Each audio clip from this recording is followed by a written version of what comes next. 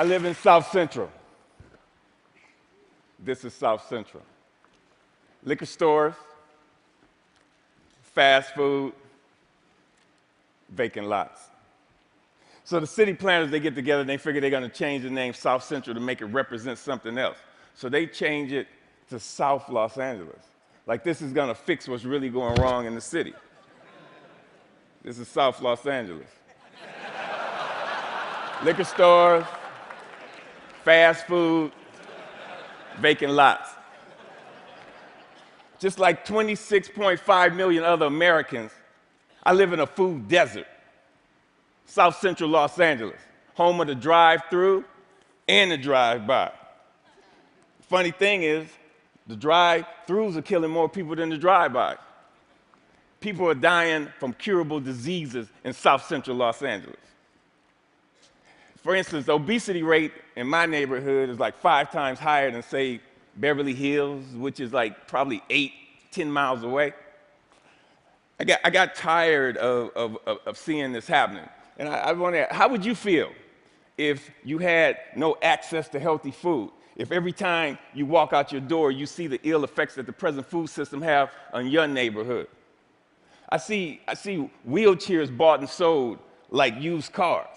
I see dialysis centers popping up like Starbucks. And I figured this has to stop. So I figured that the problem is the solution. Food is the problem, and food is the solution. Plus, I got tired of driving 45 minutes round trip to get an apple that wasn't impregnated with pesticides. So what I did, I planted a food forest in front of my house. It's on a strip of land that we call a parkway. It's like 150 feet by like 10 feet. The thing is, it's owned by the city, but you have to maintain it. So I'm like, cool. I can do whatever the hell I want. Since it's my responsibility and I got to maintain it, and this is how I decided to maintain it. So me and my group, LA Green Grounds, we got together and we started planting my food forest, fruit trees, you know, the whole nine, for vegetables. What we do, we're a pay-it-forward kind of group, where it's composed of like gardeners from all walks of life from all over the city, and it's completely volunteer, and everything we do is free. And in the garden, it was beautiful. And then somebody complained. The city came down on me and basically gave me a citation saying that I had to remove my garden, which this citation would turn into a warrant. And I'm like, come on, really? A warrant for planting food on a piece of land that you could care less about? And I was like, cool, bring it. Because this time it wasn't coming out. So LA Times got hold of it. Steve Lopez did a story on it and talked to the councilman.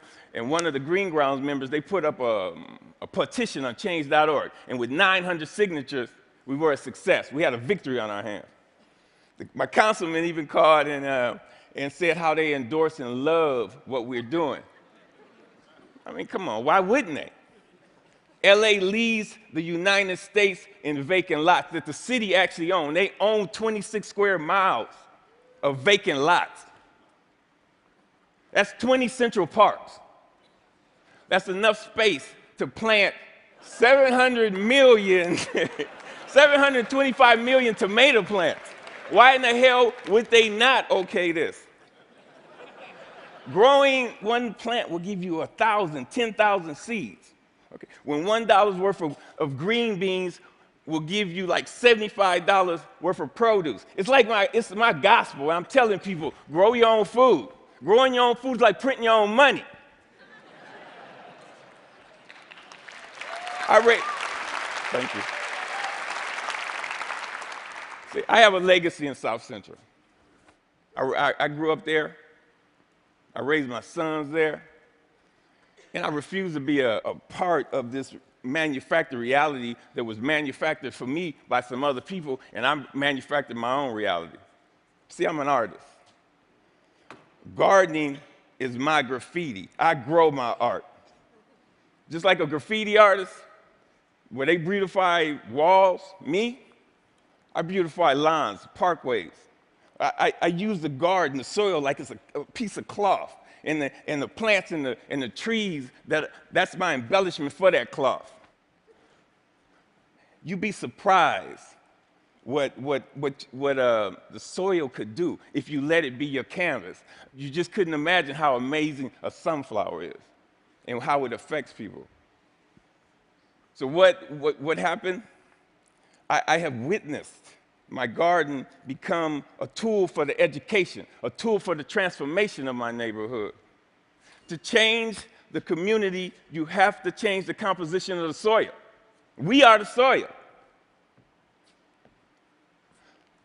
You'd be surprised how kids are affected by this. Gardening is the most therapeutic and defiant act you can do, especially in the inner city. Plus, you get strawberries.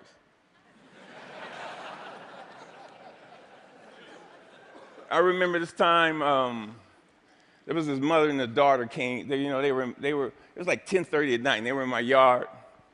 And I came out, and they looked so ashamed. And I'm like, man, it made me feel bad that they were there. And I told them, you don't have to do this like this.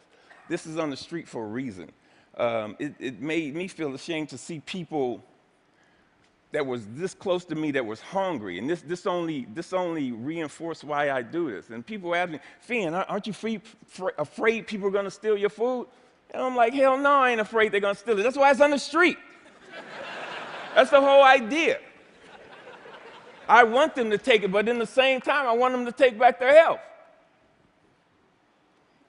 There's another time when I put a garden in this homeless shelter in downtown Los Angeles.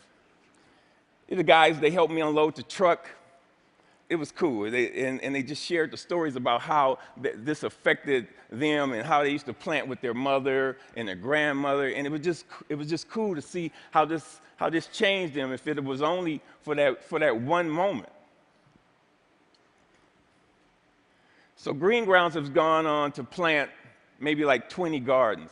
We've had like 50 people come to our dig-ins and participate in this, all volunteers. If kids grow kale, kids eat kale. If they grow tomatoes, they eat tomatoes. But when none of this is presented to them, if they're not shown how food affects the mind and the body, they blindly eat whatever the hell you put in front of them.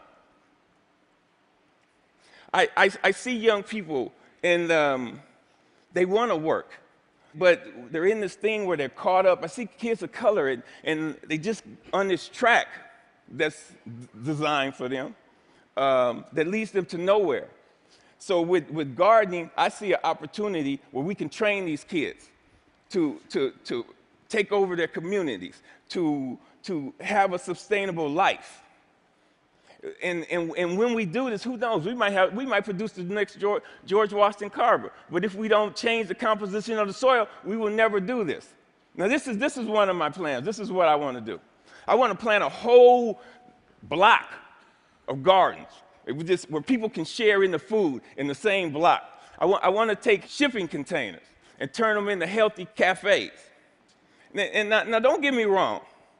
I'm not talking about no free shit, because free is not sustainable. The funny thing about sustainability, you have to sustain it.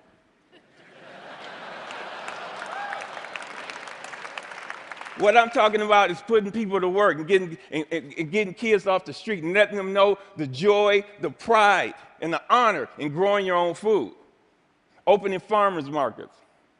So what I want to do here, we got to make this sexy.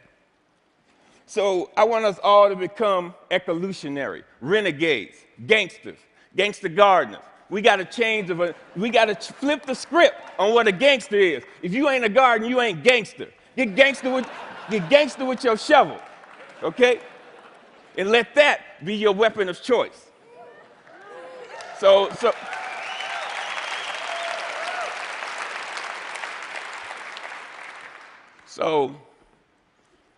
basically, if you want to meet with me, if you want to meet, don't call me. If you want to sit around in cushy chairs and have meetings where you talk about doing some shit, where you talk about doing some shit. If you want to meet with me, come to the garden with your shovel so we can plant some shit.